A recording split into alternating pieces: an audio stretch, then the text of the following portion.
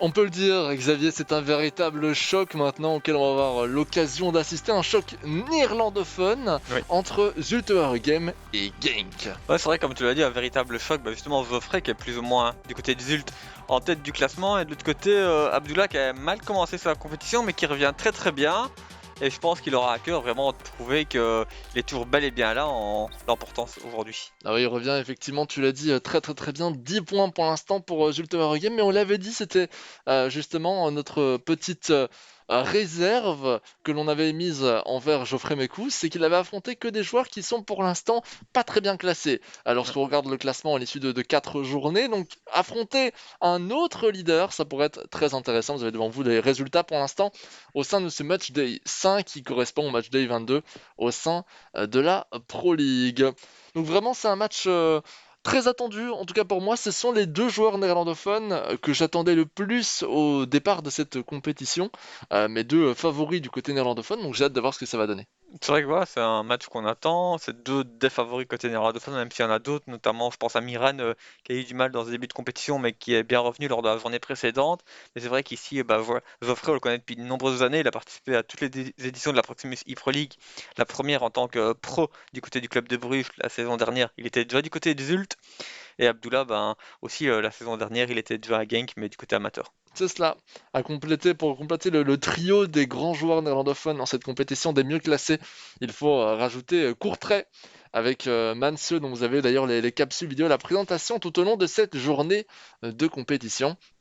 Et puis voilà, je pense qu'on a fait le tour par rapport à ces deux joueurs. On attend évidemment Genk avec un total pour l'instant de 7 points. 7 points, c'est pas mauvais du tout à l'issue de 4 journées. Tu l'as dit, une petite remontée sur la fin justement de cette... enfin, plutôt la fin de ces 4 premières journées. Disons cela comme ça, même si on est au début de cette compétition. Donc on attend du beau jeu. Ça peut être un très très gros match. Un match qui selon moi va être fermé. Je sais pas ce que tu en penses. Je pense qu'il risque d'être fermé, sauf si Abdullah arrive à ouvrir le score très rapidement, mais sinon il risque d'être très fermé quand même comme match, je pense. Ce sont aussi deux joueurs relativement connus sur la scène internationale, hein. Geoffrey Mekou, on le dit souvent, mais c'est bien de le répéter, joue la E-Club World Cup en Division 1 avec notamment Stefano Pina, un ancien vice-champion du monde, hein, ni plus ni moins, qui est également belge, mais qui ne participe pas au championnat de Belgique, Division 1 donc de l'E-Club World Cup. C'est quoi exactement l'E-Club World Cup? En fait, c'est tout simplement la Coupe du Monde des clubs. Voilà, Ça porte bien en son bref, c'est nom. ça.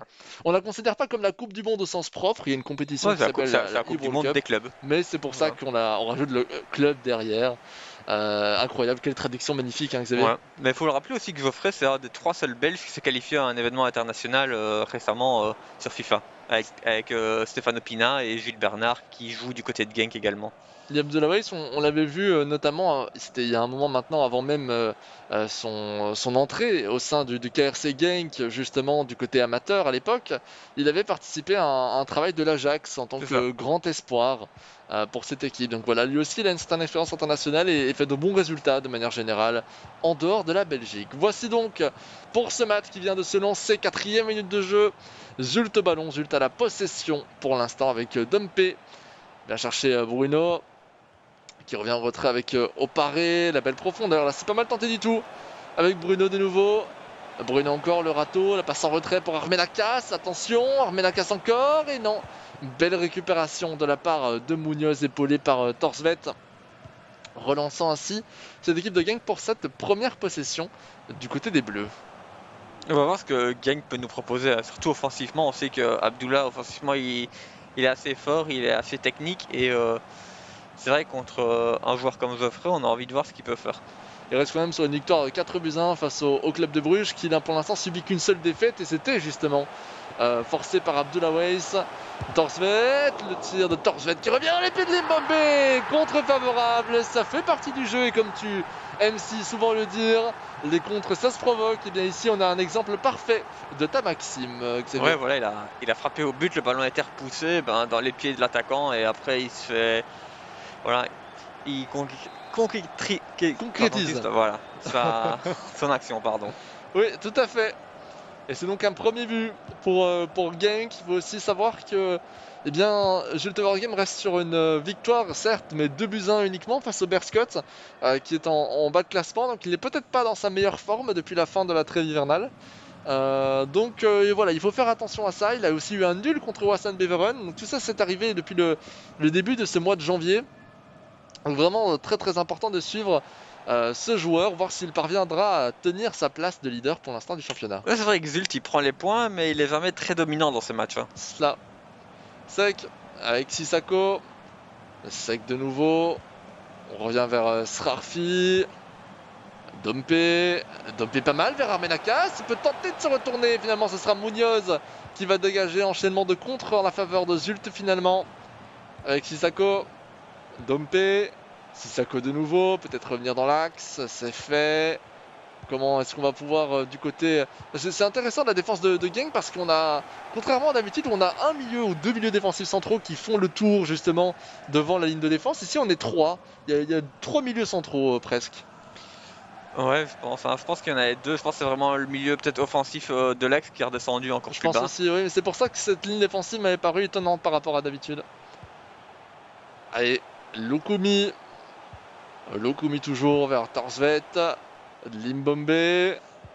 Bien pressé par la défense de Zulte Waregem qui ne laisse pas beaucoup d'espace pour l'instant à cet effectif de Genk. Quoique maintenant avec Onwachu qui malheureusement a laissé un petit peu son positionnement là. Va le reprendre, Onwachu toujours. On revient vers Einen et le voici Onwachu. Le tir d'Onwachu, très beau jeu en plusieurs temps entre ces deux joueurs. Lançant par la même occasion un corner rapidement joué à la Rémoise avec Limbombe là sur cette aile droite qui tente de se défaire un peu du marquage défensif proposé par Zult, mais sans succès. Sur cette action, enfin, sur la frappe croisée, juste avant le corner, je me demande pourquoi il n'a pas tenté une frappe au premier poteau. On a vu que ça fonctionnait bien, notamment dans le match de Charleroi. Tandis que la frappe croisée, ben, elle a été facilement repoussée par le gardien. Un élément aussi qui est souvent cité, notamment par Douret, un de nos compatriotes du côté néerlandophone, qui a l'occasion d'être ici en tant qu'expert pour les casseurs néerlandophones, c'est qu'une technique qui marche bien, c'est de faire la même chose, donc un corner premier poteau, mais au lieu de tirer directement, faire une passe directement dans le rectangle. Oui. Donc c'est à tenter, d'après lui, ce serait une bonne manière de tromper également ses adversaires. Et vu qu'il est coach, eh bien, il a toute la légitimité pour nous dire ce genre de choses. Dumpé. Dumpé encore. On revient en retrait vers Srarfi par Armenakas. Et quelle arène Munoz qui a bien anticipé le retournement. On aurait dû rester du même côté, donc Xavier. Je pense, oui. 58% de possession, mais on ne mène pas la marque. Hein. Ça me rappelle un certain match Louvain-Charleroi que l'on vient de voir à l'instant. Que les actions les plus dangereuses sont à mettre à l'effectif de Genk. Du KRC Genk, tout à fait. Bongonda. Bongonda. Je ne m'attendais pas à se tirer un angle compliqué hein, pour le joueur de Genk, mais il faut essayer. Ouais, faut essayer, c'est ça qu'il a manqué dans différents matchs pour certains joueurs, hein. C'est qu'ils avaient la possession, mais ils essayaient jamais de frapper au but. Et donc à partir du moment où tu ne frappes pas au but, c'est dur de revendiquer quoi que ce soit. Le centre de dégagement du gardien de but. Sec pour Armenakas. Comme tu l'as dit, voilà, là on revoit une formation un peu plus logique défensivement avec justement deux milieux qui font un petit retour en arrière. Je pense que c'était un ailier plutôt que le MOC. Ouais, que là apparemment il est en 4-2-2-2, j'ai l'impression. Oui, tout à fait. Ou en 4-4-2, mais c'est une formation de ce type. Armenakas. Armenakas, retour vers Sec. Sissako. Sissako encore, pas de pressing hein, du côté de Genk. On attend évidemment l'erreur adverse, la passe de trop pour lancer une contre-attaque. Mais là on prend de vitesse. Incroyable, Armenakas qui réussit un très bel exploit individuel avec ce débordement offensif très inattendu après un jeu en construction très lent. Boum, petite percée. Eh bien ça a très très bien fonctionné. Exactement, il a réussi à trouver le moment où accélérer son action et ça a fait la différence pour revenir au score et remettre l'égalité au niveau du score. Comme quoi, parfois des gestes simples suffisent hein, pour tromper l'adversaire. Ouais, ça, mais il faut vraiment pouvoir faire la différence, il faut vraiment pouvoir accélérer le jeu à certains moments. Certains joueurs n'y arrivent pas et puis ils se plaignent de ne pas se créer d'occasion. Mais voilà, là justement, on a vu ce qu'il fallait faire avec Geoffrey. Bonne Gonda pour Einen sur cet engagement de Genk qui maintenant eh bien, va devoir reprendre l'écart s'il veut espérer l'emporter. Car pour l'instant, le match nul s'impose à la fin de cette première mi-temps. Peut-être une occasion encore pour changer la donne avec Torsvet. Ito. Alors malheureusement, ce sera Abdallah sur ce ballon. Abdallah, le défenseur central qui n'est pas si grand que ça hein, par rapport aux autres défenseurs centraux. C'est vrai. En général, on voit des grands, surtout en mode 90. Hein, on sait que la taille a son importance. D'ailleurs, c'est la seule chose qui a vraiment son importance par rapport aux joueurs, évidemment leur poste, hein, on le rappelle, le mode 90 qui confine chaque joueur à des statistiques précises en fonction de son poste. Tous les ailiers ont les mêmes statistiques, tous les buteurs ont les mêmes statistiques, etc. etc. La seule chose qui change, c'est la taille, Ouais. notamment, et le poids, évidemment, mais ça n'a pas beaucoup Ouais, d'influence. c'est vrai que des fois même la position favorite d'un joueur peut faire la différence. Par exemple, au milieu de terrain central, on a trois postes différents. On a un milieu centre de base, milieu offensif central et milieu défensif central. Et les, les statistiques changent. Par Bien exemple, un sûr, milieu offensif central, je trouve que les statistiques qu'il a, il vaut pas forcément la peine d'être joué. Alors que ça peut bien être un sûr, bon joueur, tout à mais fait. et typiquement, je pense aussi aux défenseurs. Un défenseur latéral, il y a juste le défenseur qu'on peut nommer par exemple DD pour un défenseur droit, mais il y a aussi un défenseur latéral droit qui est encore un peu plus Bien excentré, sûr. qu'on joue surtout aux formations avec les 5 défensifs. Et là, les statistiques sont peut-être encore plus intéressantes, mais c'est des joueurs un peu plus rares. C'est ce qui serait, je trouve, très intéressant pour un futur FIFA pour encore évoluer ce système. C'est lorsqu'on crée un joueur en mode carrière, on a l'occasion de choisir par exemple relayeur, de lui donner une attitude précise dans son poste. Ce serait intéressant qu'il y ait une analyse qui soit faite sur les statistiques de base d'un joueur ou sur ses performances en dehors du jeu pour lui donner un profil comme celui-ci et que chaque joueur du mode 90, même au sein même d'un même poste, aurait des statistiques définies mais avec une attitude en plus du rôle. Ouais. Bah, je sais pas si dans le monde 90, je t'avouerai que je ne sais pas si les attributs comme ça sont respectés ou pas, les caractéristiques spécifiques des joueurs, mais de manière générale, chaque joueur a des attitudes particulières. Oui, oui, tout à fait, mais moi je te parlais, je pense que tu parles par exemple de la faculté à faire des longues touches, etc. Moi je te parlais des stats de manière générale, mais on y reviendra peut-être plus tard. Reconcentrons-nous sur ce match avec Zulte Waregem au ballon, Kenurgios. Kenurgios revient en arrière avec Sek. Sec toujours, Dompé, les petits passements de jambes pour aller rechercher Sissako, la défense bien construite d'Abdoulaye. C'est aussi, on parle souvent de l'attaque d'Abdoulaye, mais il faut aussi souligner ses qualités défensives, hein. C'est vrai que défensivement, il est pas mauvais non plus. Armenakas, Sec. En général, les meilleurs joueurs, on les retrouve aussi ici. Bon, il y a évidemment des exceptions à la règle, hein, mais en général, les meilleurs joueurs sont des joueurs qui arrivent à assembler une bonne défense et une bonne attaque et non pas simplement être très performants en attaque et moins en défense. C'est d'ailleurs le chemin qu'a pris Shadow pour s'améliorer et améliorer sa défense aussi pour que son point fort, qui est l'attaque, Ouais. puisse être amélioré. C'est vrai que c'est un petit peu un tout et faut pas juste être fort dans un seul domaine. Preciado, perte de balle face à Srarfi qui ne m'a même pas concédé la sortie en touche sur cette action. Sissako, Sec. Srarfi, de nouveau, on revient vers Sek. La possession, elle est clairement à l'avantage de Zultower Game qui pose le pied sur le ballon pour l'instant. Tu ne doit pas être loin des 65% de possession maintenant, vu le début de cette seconde mi-temps. Dompe, pas mal. On vient chercher Armenakas. Techniquement, c'est très bien vu. On arrive à déborder un petit peu là sur cette aile droite, mais on va se faire rattraper par Uronen. Corner, rapidement joué à la rémoise, la petite feinte, le double contact, c'est pas mal joué techniquement encore une fois. On profite aussi, on les voit très rarement, mais elles sont présentes, les qualités au niveau des gestes techniques du côté de Geoffrey Mécou, hein. Mais c'est vrai C'est que voilà, la technique, c'est quand même aussi un point très important. Même on a vu justement des joueurs qui étaient un petit peu plus faibles à ce niveau-là. Mais si tu veux faire la différence et surprendre l'adversaire, c'est une chose à prendre en compte. pouvoir utiliser les qualités individuelles de nos joueurs. Oh là là, magnifique cette profondeur avec Limbombe. Limbombe encore, et il va devoir se retourner, il ne pouvait pas tirer d'aussi loin malheureusement. Un deuxième défenseur bien à la rescousse du premier, Onuachu, passe en retrait pour Torsvet. La conservation du ballon, elle est difficile, mais elle est très bien réalisée. C'est le deuxième poteau d'Abdullah Weiss en l'espace pourtant de 2 matchs, tout simplement. Encore une déception, et la dernière fois qu'il s'est pris un poteau, il s'est pris également un but en contre-attaque. Est-ce que ça va être identiquement le même scénario, tu penses, Xavier? J'espère pas pour lui, mais c'est un scénario possible. Sec, Bruno.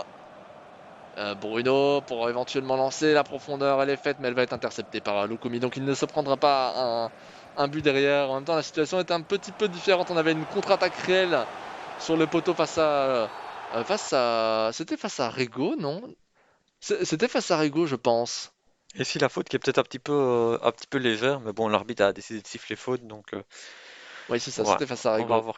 quelques petits changements des deux côtés. Je pense que c'est juste, pas forcément des changements tactiques, mais juste changer quelques joueurs qui sont peut-être un petit peu plus fatigués pour mettre un petit peu de fraîcheur sur le terrain. Ouais, tout à fait, ça peut avoir évidemment son importance.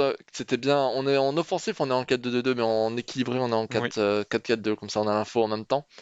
Et du côté adverse, même chose. Du côté de Blake Revenge, on n'utilise plus trop d'ailleurs son pseudo maintenant à Non. Geoffrey Mekou. Il a tendance à aussi justement avoir changé ce nom. On l'utilisait beaucoup la saison précédente également. Bien on était déjà un peu en voie pour changer sa dénomination, ses pseudos. C'est vrai que c'est quelque chose qui change pas mal également par rapport au vrai foot. Très rare sont les joueurs qui utilisent un pseudonyme à la place de leur nom, Ouais. justement. Sauf souvent les joueurs d'Amérique latine et tout ça. Parfois, oui, ça a tendance. Tout à fait. Ça reste quand même relativement rare. Le coup franc qui va être joué par Limbombe très rapidement vers Torsvet. On joue rarement ce genre de coup franc sur un centre. On préfère construire à partir de la possession de balle. Plus de chances de marquer. Et surtout éviter de rendre le ballon à l'adversaire. Surtout ça. Torsvet, le râteau, la croqueta, pas mal du tout ça cette passe vers Oyen. Luca Oyen, peut-être le poteau, mais non. Mais que se passe-t-il? À ce niveau-là, on parlait il y a fort longtemps d'un aimant sur les joueurs de peine. L'aimant s'est bougé un petit peu. Maintenant, il est sur le poteau droit de les cages de Zulteborg Game. Incroyable. Deuxième poteau en 10 minutes de jeu. Ouais, du côté d'Abdullah, on n'est vraiment pas verni, hein, parce que c'est presque à chaque match, il a un ou deux poteaux. C'est vrai que ça lui coûte quelques buts et puis des points aussi.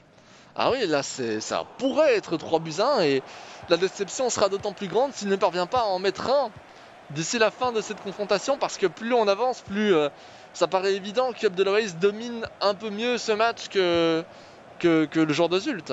Et après, ça fait partie du jeu. C'est vrai que des fois, il faut un peu de chance pour remporter ce match. Et peut-être qu'ici, Zult va réussir à prendre des points grâce à la malchance du côté de Genk. Il pourrait même en prendre 3 un peu à contre-courant du jeu actuel. Sec, Sec toujours, vers Sissako, Sec encore. On bloque bien les axes, mais cette fois-ci, malheureusement, on a laissé cette balle passer avec 2 mètres.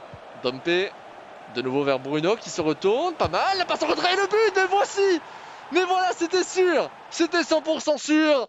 Ce but de Geoffrey Mekou à contre-courant total, on vous l'a dit, justement de la physionomie de jeu, 2 poteaux pour Abdelaziz, et ce n'est malheureusement pas suffisant pour aller chercher même un nul pour l'instant. Bah, c'est souvent comme ça, hein. À partir du moment où on rate des occasions, même si Abdullah n'a pas vraiment raté, c'est juste un peu de la malchance. Mais de manière générale, quand on rate des occasions, quand on ne les met pas au fond, on se fait punir derrière. Et encore une fois, c'est le cas aujourd'hui.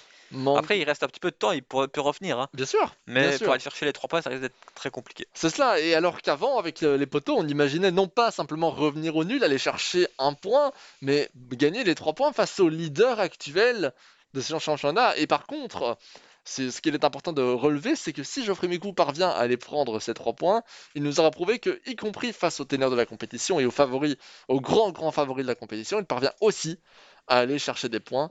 Faut pas oublier que de base, ce joueur, hein, le joueur de Sud, était aussi parmi nos favoris au top 8. Hein. Ouais, et puis quoi qu'il arrive, s'il gagne aujourd'hui, il est assuré de finir en tête du classement provisoire. Tout à fait. Alors, à voir également le résultat et la différence Oui, de au pire, but au du pire il match de sera course. co-leader, mais quoi qu'il arrive, il C'est sera cela. en tête du Exactement. Au classement. nombre de points, en tout cas, il sera assuré d'être premier avec un total assez éloquent de 4 victoires, 5 victoires même maintenant. Non, attendez. 4 victoires et un nul.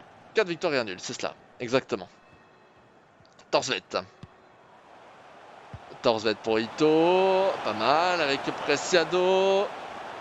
Preciado, la passe en retrait. Torsvet, la coqueta, c'est pas mal. On vient chercher Ito qui tente de se retourner mais sans succès avec Dali maintenant. Dali arrêté par Postin.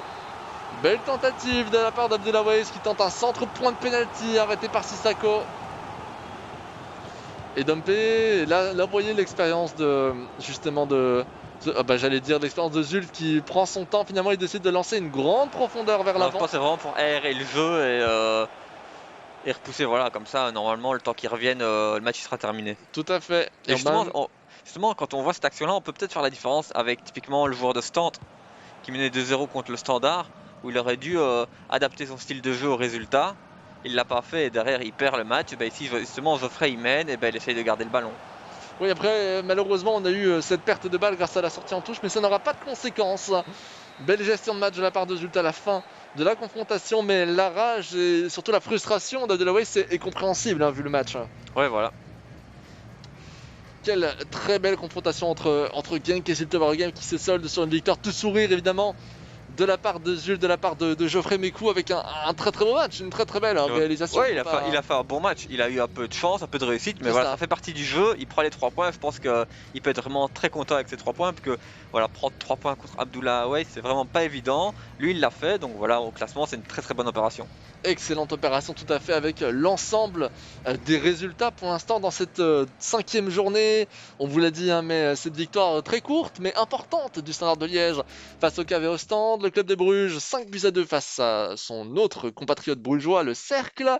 Ensuite la défaite de Louvain 3-1 face au Sporting de Charleroi. Et enfin le match que vous venez d'observer entre Zult et le KRC Genk. Voici donc pour les informations, un petit mot à rajouter? Non, je pense que tu as très bien résumé la situation. Parfait, eh bien allons-y pour une nouvelle capsule. Si vous nous regardez sur YouTube, je le rappelle, n'hésitez pas à aller voir la vidéo à part entière pour faire connaissance avec le joueur de Courtrai. Pour tous ceux qui nous regardent justement dans le flux en direct sur Eleven Sports, devant votre télévision ou sur le site web éventuellement d'Eleven, eh bien regardez tout de suite une nouvelle capsule sur Mance Bogart, joueur de Courtrai.